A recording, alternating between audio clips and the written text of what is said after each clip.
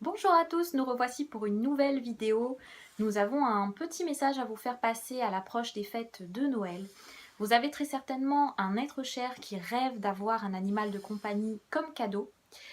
Alors sachez que ça peut être le plus beau cadeau que vous allez lui faire ou pas. En effet, un animal de compagnie, ce n'est pas un jouet qu'on va offrir à un enfant, ce n'est pas non plus une magnifique parure de bijoux qu'on va donner à madame, ce n'est pas non plus la magnifique chemise de la dernière marque, tout à la mode, qu'on va offrir à monsieur. Un animal, c'est un être sensible. Il n'a pas la parole, mais il suffit de prendre 5 minutes, de regarder dans ses yeux et de regarder l'expression de sa tête pour comprendre qu'il ressent des choses et que par cet intermédiaire, il essaye de nous les transmettre. Offrir un animal pour Noël à un être cher, ça peut être l'un des plus magnifiques cadeaux que vous allez faire, mais ça doit être un cadeau qui est fait en connaissance de cause et en prenant en considération les contraintes que cela représente. Alors je n'aime pas trop ce terme contrainte car pour moi c'est juste une question d'organisation de sa vie au quotidien de manière différente de quelqu'un qui n'aurait pas un animal de compagnie. 5 points essentiels à prendre en considération pour moi. Le premier, c'est la race du chien, ses avantages et ses inconvénients. Le deuxième point, c'est que vous allez avoir votre animal bébé pendant les fêtes de Noël. Vous n'allez pas dormir le soir du réveillon parce que vous allez fêter Noël comme il se doit. Et en plus, vous allez très certainement ne pas dormir très bien les jours suivants puisque votre bébé chat ou votre bébé chien va chouiner toute la nuit parce qu'il n'aura pas ses repères et qu'il ne sera pas avec sa mère, ses frères et sœurs.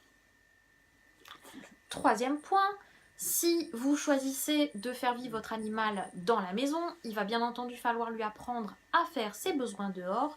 Et donc quand c'est petit, ça a envie de faire ses besoins beaucoup plus régulièrement qu'un animal quand il est adulte. Donc il va falloir très certainement vous lever dans la nuit pour l'emmener soit faire ses besoins dans le jardin, soit l'emmener faire ses besoins dans la rue si vous voulez lui apprendre très rapidement à être propre et à ne pas salir la maison.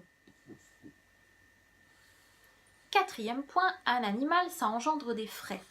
Alors, il y aura des frais d'alimentation, de vaccins, de vermifuges, d'antipuces, ce sont des frais réguliers, mais aussi des frais beaucoup plus aléatoires tels que la maladie.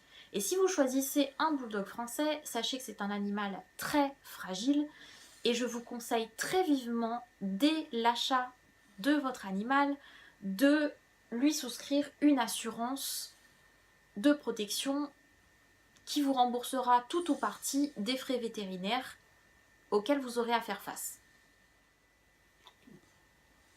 Cinquième et dernier point, ce sont les voyages. Si vous adorez voyager, il va falloir prendre en compte les frais supplémentaires que ça peut engendrer si vous souhaitez emmener votre animal avec vous. Frais de train, avion, hôtel, etc. Ou les frais pour le faire garder si vous n'avez pas un membre de votre famille qui peut le faire. Je vous conseille vivement, soit si vous en avez la possibilité, de le faire garder chez vous pour éviter de trop le perturber déjà en plus de votre absence, ou de le faire garder par une personne qui sera susceptible d'être là à chaque fois que vous aurez envie de partir en vacances ou en week-end, pour éviter, comme je l'ai déjà dit, de trop le déstabiliser. Et si, après avoir pris en considération tout ce dont je viens de vous faire part, vous avez toujours envie d'adopter un animal ou d'en acquérir un, nous vous souhaitons une belle aventure et de joyeuses fêtes de Noël. Salut, salut!